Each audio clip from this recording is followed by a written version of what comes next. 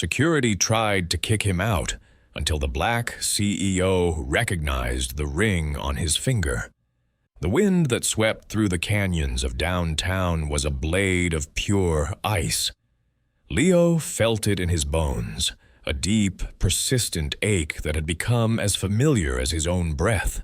He pulled the thin fabric of his jacket tighter, a useless gesture against the relentless cold.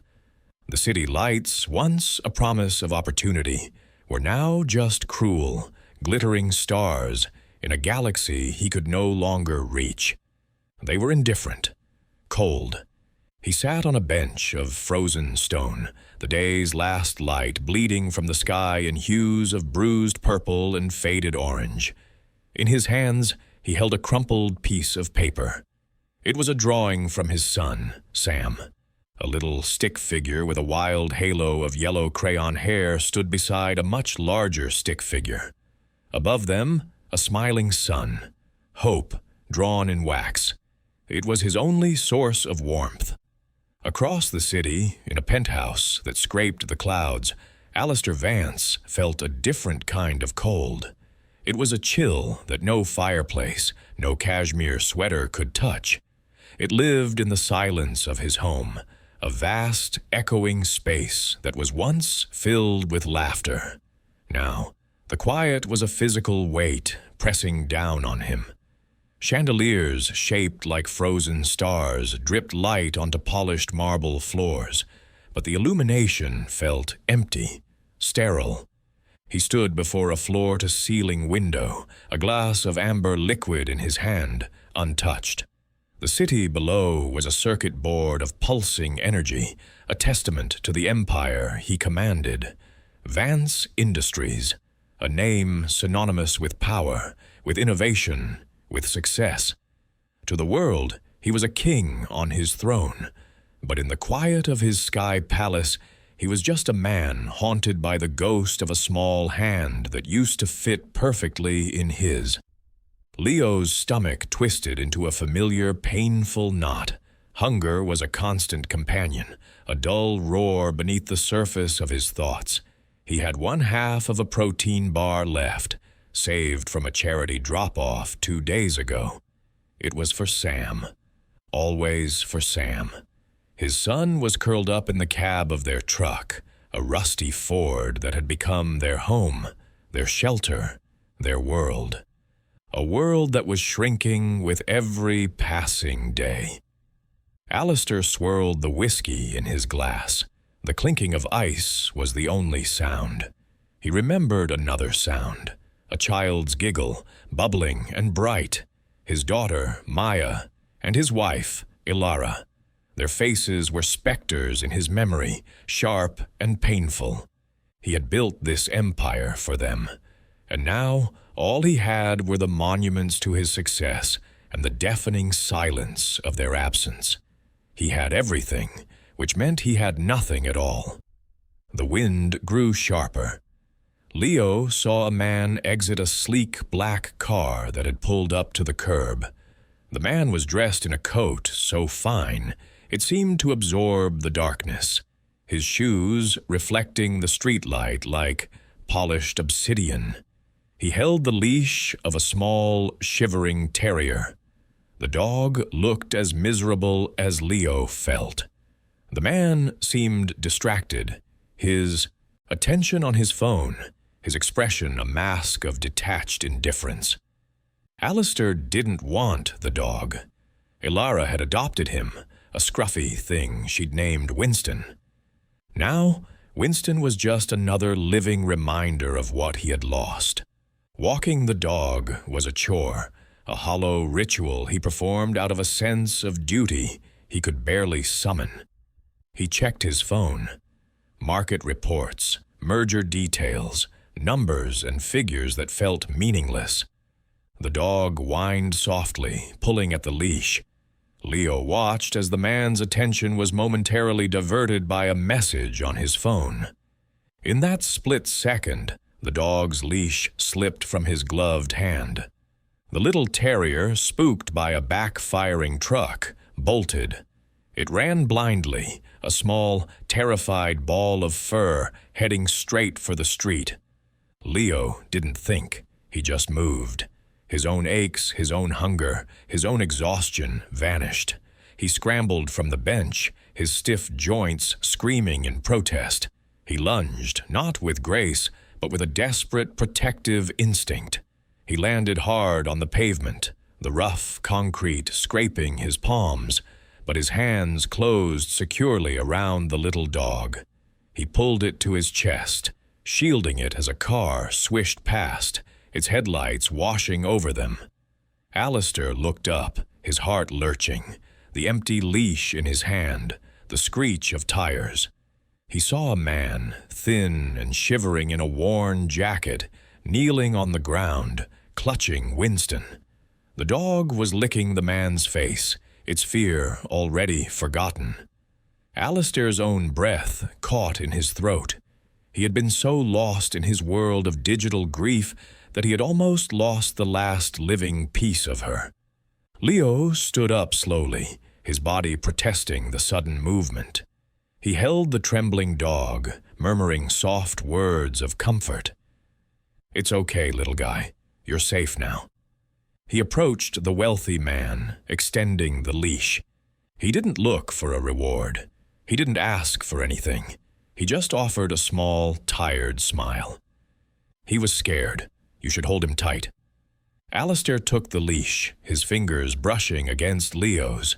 He felt the man's skin, rough and cold as stone. He looked into his eyes and saw not desperation, not the avarice he was so used to seeing, but a profound, quiet dignity. A weariness that went bone deep, but an integrity that was unshakable. "Thank you," Alistair said, the words feeling inadequate.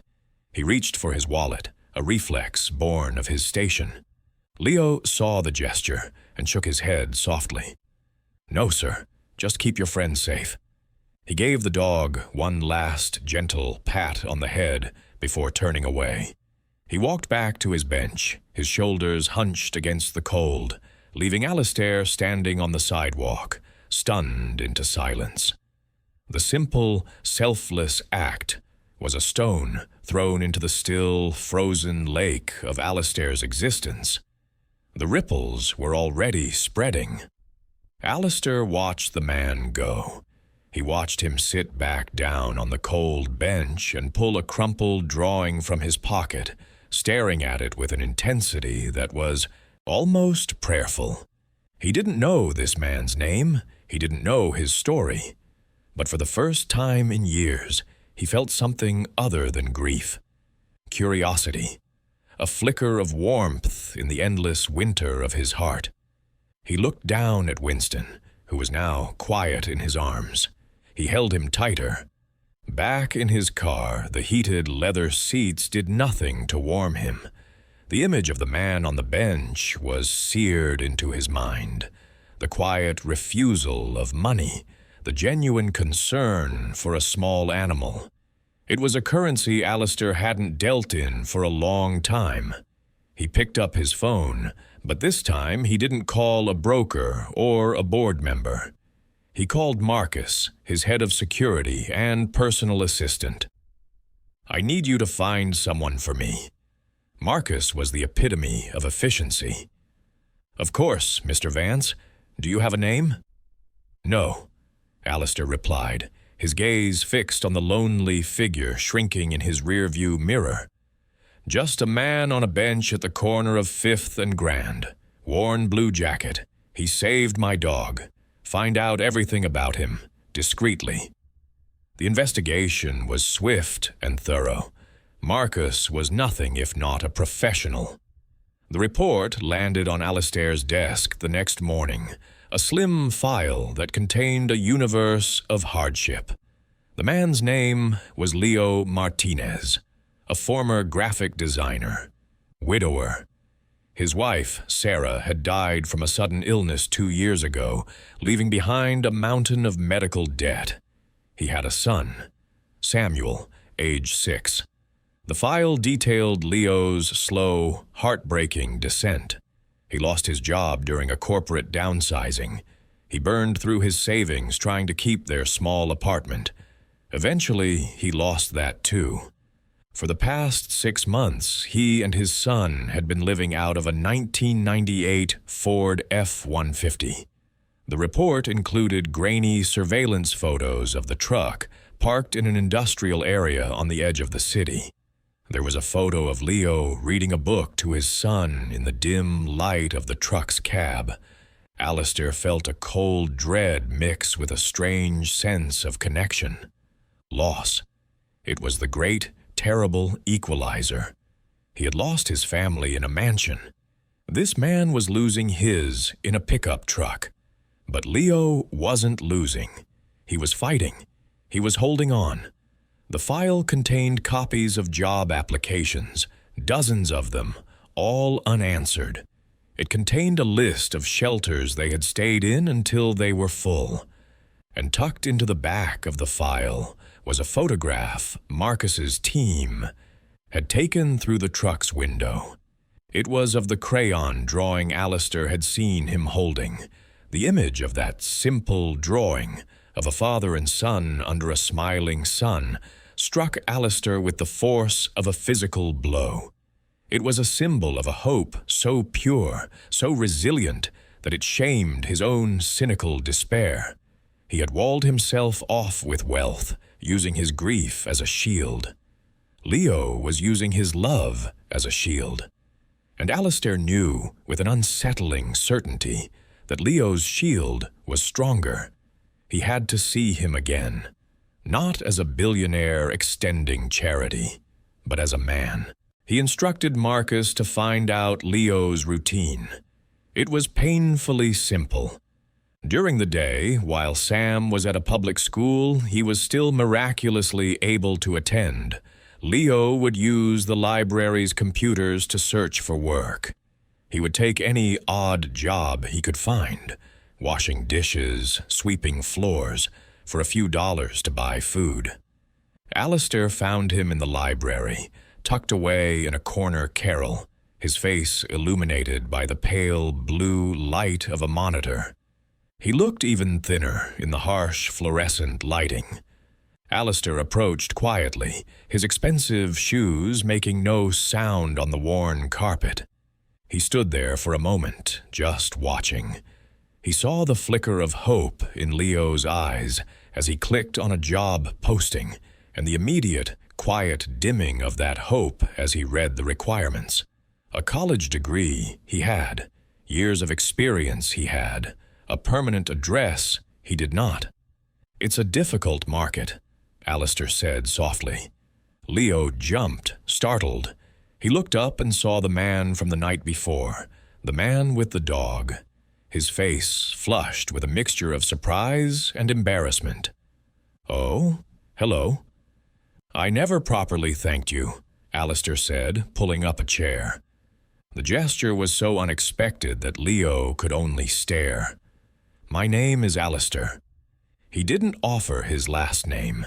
He didn't want the weight of his reputation to crush this fragile, nascent connection. "Leo," he replied, his voice barely a whisper. He instinctively tried to close the browser window, as if ashamed of his desperate search. "You have a son," Alistair stated, his tone gentle. It wasn't a question. Leo's posture stiffened. A protective instinct flared in his eyes. "How did you know that?" "The drawing," Alistair said simply. "I saw you looking at it. The other night. It reminded me of... I had a daughter. Her name was Maya." The confession slipped out, unplanned. The air in the quiet library corner grew thick with shared, unspoken grief. It was the first time he had spoken her name to a stranger in years. The defensiveness in Leo's eyes softened, replaced by a deep, knowing sadness. He didn't offer platitudes or empty condolences. He just nodded, a gesture of profound understanding that was more comforting than any words could have been. "My wife," Leo said, his voice thick with emotion. "Sarah.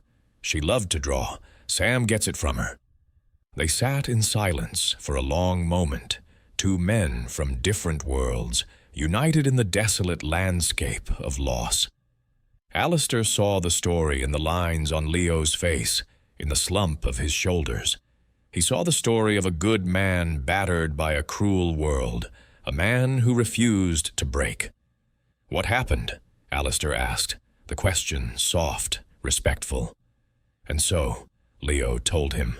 He spoke of Sarah, of her laugh, of the way she would hum when she was concentrating on a design. He spoke of the illness that came like a thief in the night, quick and merciless. He spoke of the bills that piled up like snowdrifts, burying them. He spoke of losing his job, his home, everything except his son.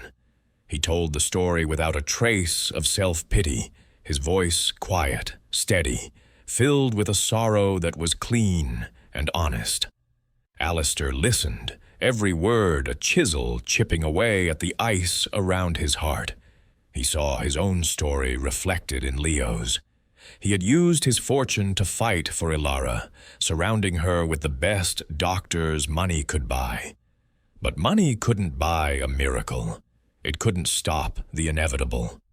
In the end, his wealth had only served to insulate him from the world, while Leo's poverty had forced him into a raw, brutal engagement with it. "I'm sorry," Alistair said, and the words were heavy with a sincerity he hadn't felt in a long, long time. He knew he had to do something. But how? A direct offer of money would be an insult to the man's dignity, the very quality he admired most. It had to be done carefully, softly. He started with small things. An envelope with a grocery store gift card left anonymously on the windshield of Leo's truck. A prepaid gas card tucked into the fuel door. He had Marcus arrange for a mechanic to happen upon the truck and offer to fix its failing transmission for free, claiming it was part of a promotional campaign. Small acts of grace, invisible threads of support woven into the fabric of Leo's difficult life. Leo accepted these small miracles with a bewildered gratitude. He attributed them to luck, to the kindness of strangers, to a universe that was perhaps not as indifferent as he had feared. The extra food, the reliable transportation, it eased the constant grinding pressure. It allowed him a small measure of breathing room. It allowed him to focus on Sam. But the fragile peace was shattered one cold Tuesday afternoon. Sam came home from school with a cough. By nightfall, it had deepened into a rattling, frightening sound. His skin was hot to the touch, his breathing shallow and rapid. Leo held his son in the cramped cab of the truck, a wave of cold terror washing over him. This was his greatest fear. Not the hunger, not the cold, but this, the inability to protect his child. He drove to the nearest emergency room, his heart pounding against his ribs. The waiting room was a sea of misery, crowded and smelling of antiseptic and despair. He gave his name to the receptionist, a tired-looking woman with a perpetually annoyed expression. When she asked for his insurance information, Leo's blood ran cold. "We don't have any," he said, his voice barely audible. The woman's expression hardened. "You'll have to fill out these forms. The wait will be several hours." She pushed a clipboard towards him, her gesture dismissive. A judgment. He was another problem she didn't have time for. Leo sat down, Sam shivering in his arms. He tried to fill out the forms, his hands trembling. Hours passed. Sam's condition worsened. He was listless, his breathing becoming more labored with each passing minute. Leo approached the desk again, his voice cracking with desperation. "Please, my son is very sick. He can't breathe." The nurse didn't even look up from her computer screen. "Everyone here is sick, sir. You have to wait your turn." That was when Alistair arrived. He had been having Marcus keep a distant, respectful watch on Leo and Sam. When they hadn't returned to their usual parking spot, Marcus had tracked them to the hospital. He had called Alistair immediately. Alistair walked into the emergency room like a storm, his presence shifting the very atmosphere of the room. His cold fury was a palpable force. He walked directly to the reception desk. He didn't raise his voice. He didn't need to. His words were quiet, precise, and lethally sharp. "My name is Alistair Vance. That child," he said, pointing to Sam, "needs to be seen by a pediatric specialist immediately. Not in an hour. Not in 10 minutes. Now." The nurse finally looked up, her eyes widening in recognition. The name Vance was woven into the very fabric of the city. The Vance wing of this very hospital had been funded by his family's foundation. Suddenly, she was all apologies and frantic efficiency. Doors opened, doctors appeared. Sam was swept away into a world of urgent, expert care. Leo stood there, stunned, watching this powerful man command the world with a few quiet words. Alistair turned to him, his expression softening. He placed a steadying hand on Leo's shoulder. "He will be fine. I will not allow any other outcome." The words were a promise, a vow. In that moment, Alistair Vance was not a billionaire. He was a father, speaking to another father, in the universal language of fear and hope. Sam was diagnosed with severe pneumonia. He was admitted to the pediatric ICU in a private room that materialized out of nowhere. The best doctors in the city were assigned to his case. Alistair stayed. He sat with Leo in the sterile, quiet waiting room through the long hours of the night, refusing to leave his side. They didn't talk much. They didn't need to. They kept a silent vigil, two sentinels guarding the fragile flame of a small boy's life. By morning, the crisis had passed. The antibiotics were working. Sam was sleeping peacefully, his fever broken. The doctor assured them he would make a full recovery. Leo wept, his body shaking with a wave of relief so profound it felt like a physical blow. He turned to Alistair, his eyes swimming with tears. "I don't know how to thank you. You saved his life." "You saved mine first," Alistair replied softly, thinking of a small, shivering dog and a man who had shown him that kindness still existed in the world. "Now, let's get you and your son a proper place to stay." Alistair arranged for Leo and Sam to stay in a corporate apartment, a warm, clean space with soft beds and a fully stocked kitchen.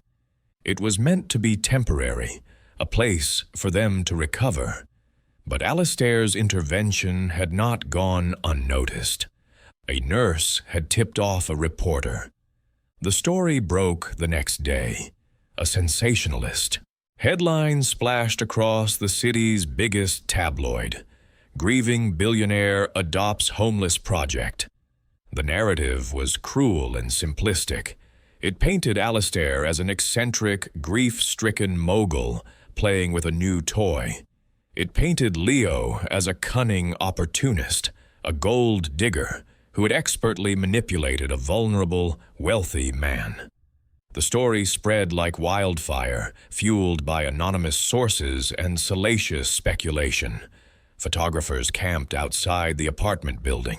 News vans followed Alistair's car. Leo was devastated. He saw the headlines on a newsstand while buying groceries. The words felt like stones, each one striking a blow against his pride, his dignity. He had accepted Alistair's help because it had been offered with such genuine care, as one man to another. But the world didn't see it that way. The world saw a transaction, a powerful man and his pet project. He looked at his son, sleeping soundly in a warm bed for the first time in months, and his heart ached. He had wanted this for Sam, this safety, this comfort. But at what cost? He couldn't bear the thought of being a stain on Alistair's reputation, a source of scandal and ridicule for the man who had shown him such incredible kindness. He was poisoning him. He was a liability. Alistair was furious. He wanted to use the full weight of his power to crush the tabloids, to sue them into oblivion. He called his legal team, his voice tight with rage. But as he looked at the fear and shame in Leo's eyes, he knew that a public war would only make things worse. It would trap Leo further in the spotlight he so clearly dreaded. Doubt began to creep into Leo's mind. Was he being selfish? Was he clinging to this lifeline at Alistair's expense? He saw the stress on Alistair's face, the new lines of tension around his eyes. He felt like a charity case, a burden. The quiet dignity that had sustained him through the worst of his hardships began to erode under the harsh glare of public scrutiny. He couldn't be the cause of this man's pain. He made a decision. It was the hardest one he had ever had to make. He would leave, he would disappear, take Sam, and go somewhere they couldn't be found. It would hurt, but it was the only way to protect Alistair. It was the only way to repay his kindness, by removing himself from his life. He waited until Sam was asleep, then wrote a short, simple note.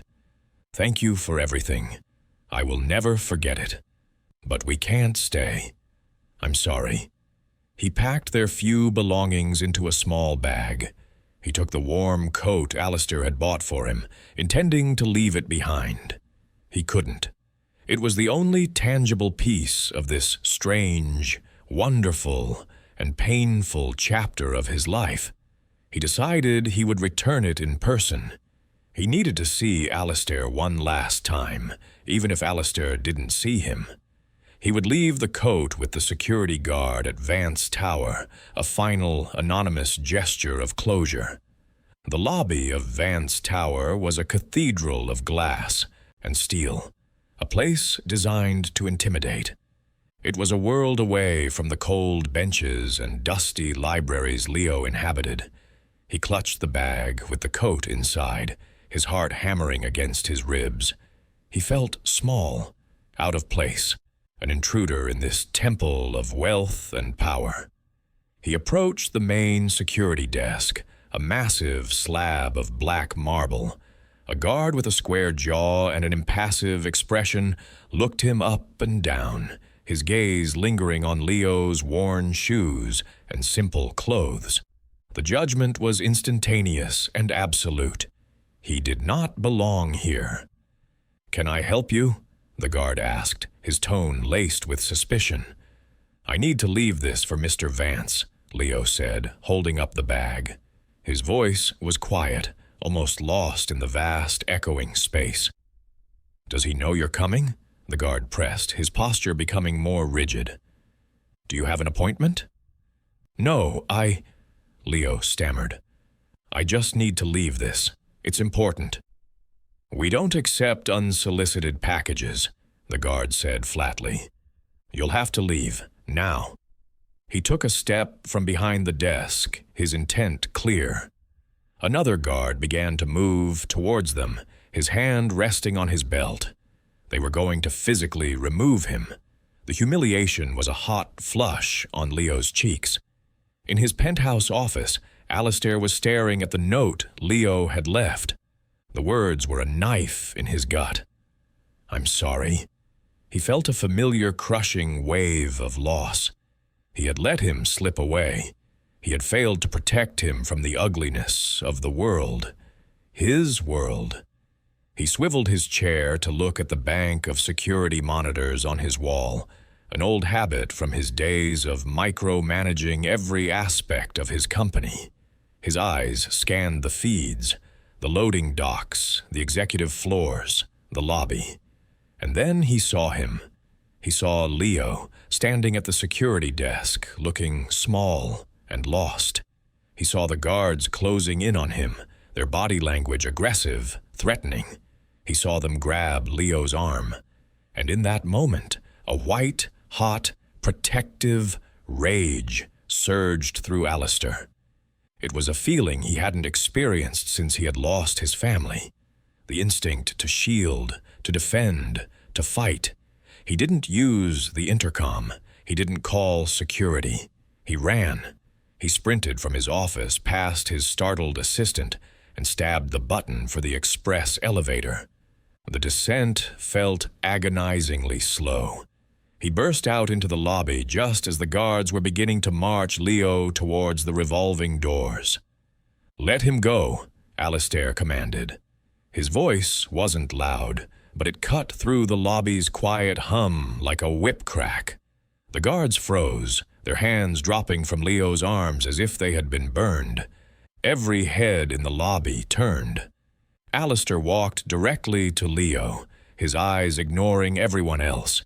He saw the shame and fear on Leo's face.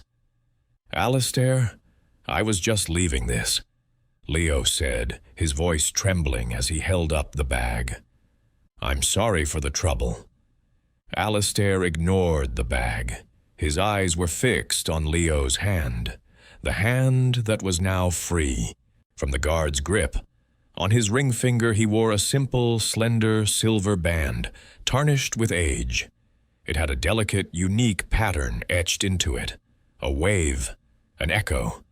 Time seemed to stop. The air grew thin. Alistair felt the world tilt on its axis. He knew that ring. He would know it anywhere. His wife, Ilara, had been a jewelry designer before her work became famous. In her early days, she had created a small, limited series of silver rings she called echoes. Each one was handmade, each wave pattern slightly different. She had made only 10. He had one. She had worn one. The other 8 she had given to a local women's shelter to auction at a fundraiser. Alistair reached out and gently took Leo's hand. His touch was reverent. "Where?" he began, his voice thick with an emotion he couldn't name. "Did you get this ring?"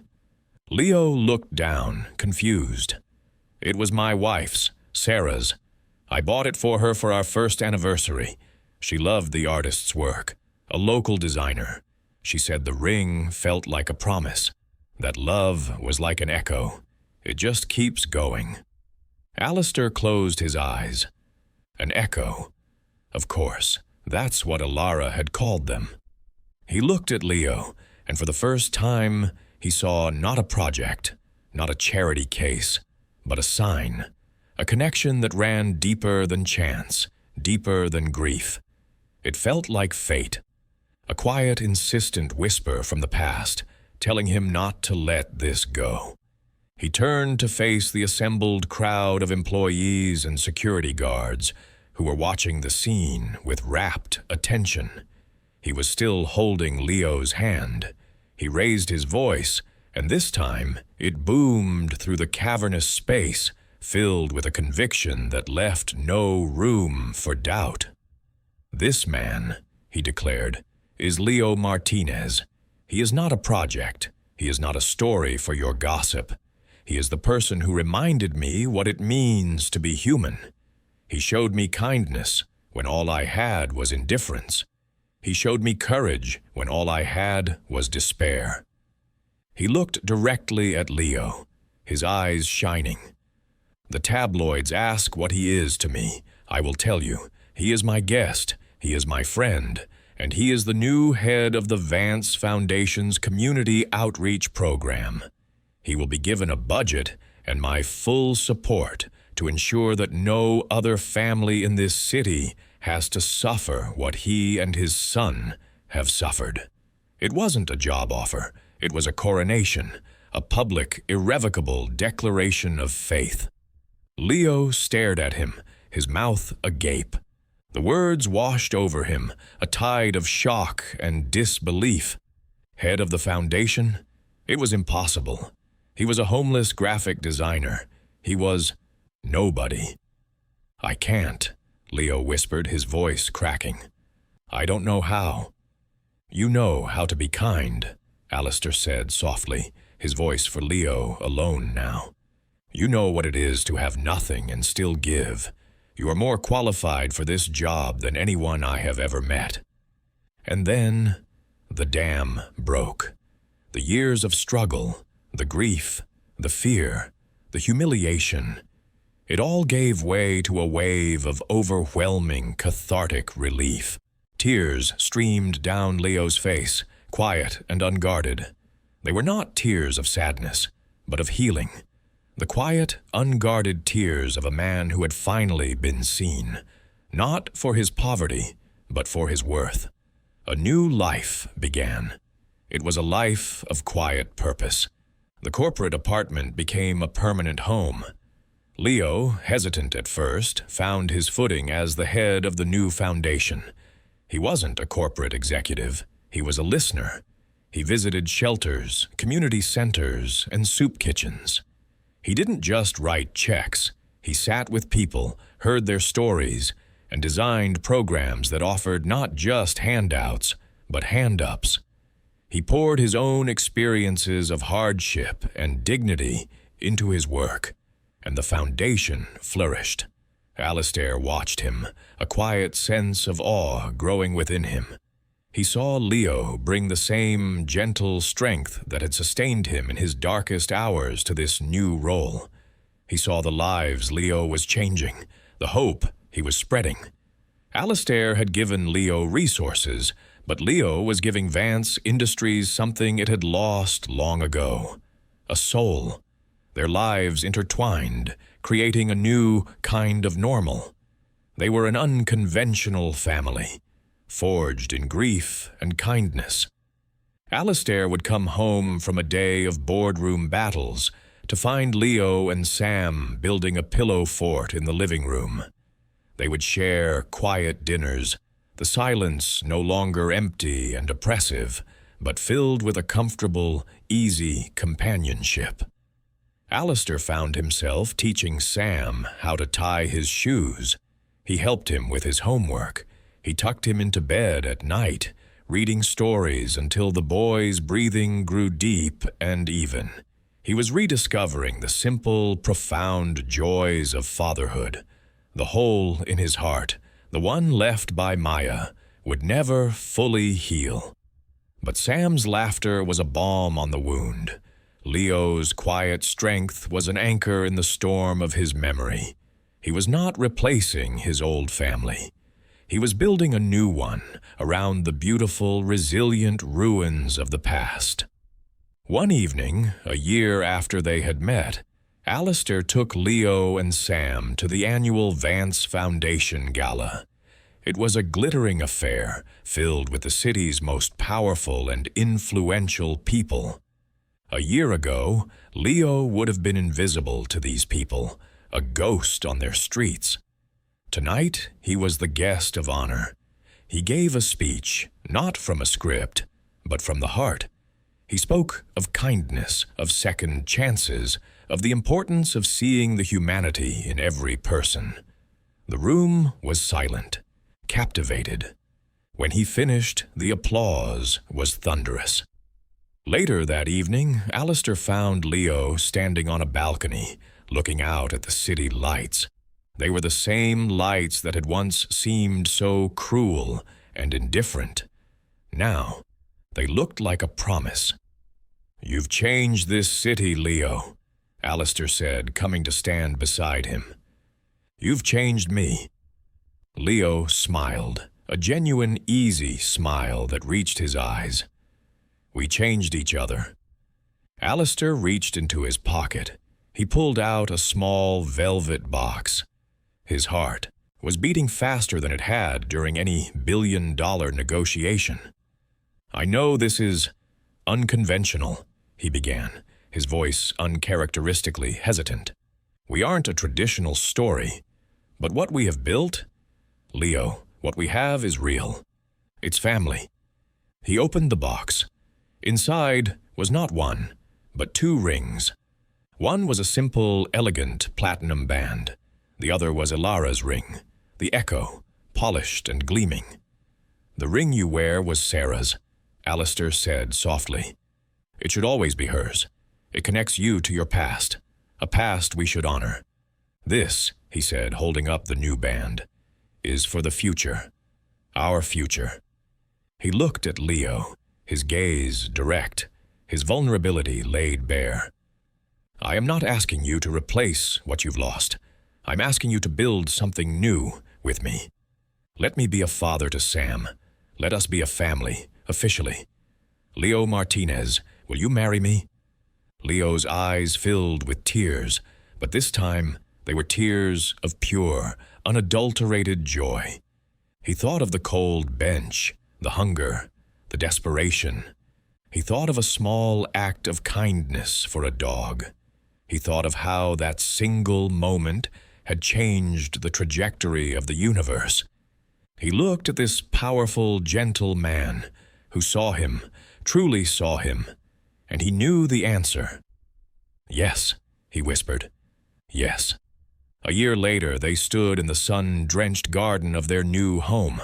It wasn't a penthouse or a mansion, but a comfortable house with a big yard. It was a home filled with light and laughter. It was a small, quiet wedding. Sam was the ring-bearer, his face beaming with pride. Marcus stood as Alistair's best man. There were no reporters, no headlines, just a small circle of people who had witnessed their journey. They stood under an old oak tree, its branches reaching towards the sky like open arms. Alistair slid the platinum band onto Leo's finger, next to the silver echo that had started it all. Two rings, side by side. One for the past, one for the future. A perfect, unbroken circle. The echo of love, continuing on. Their story teaches us a profound lesson.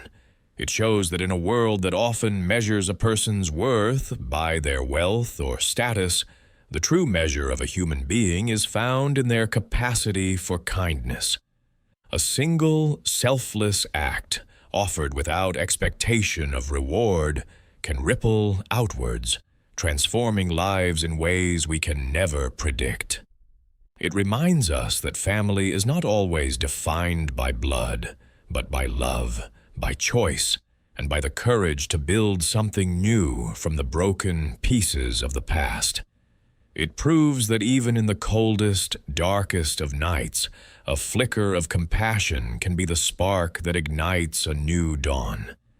If this story touched your heart and reminded you of the power of human connection, please show your support.